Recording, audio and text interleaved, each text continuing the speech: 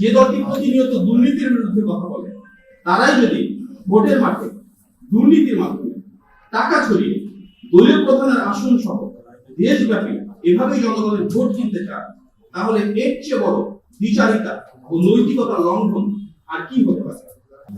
সারা দেশে বিএনপির পক্ষে যে গণজোয়ার সৃষ্টি হয়েছে, তাতে একটি অবাধ, সুষ্ঠু ও গ্রহণযোগ্য নির্বাচন হয়ে বিএনপি নিরঙ্কুশ বিজয় অনিবার্য ইনশাআল্লাহ।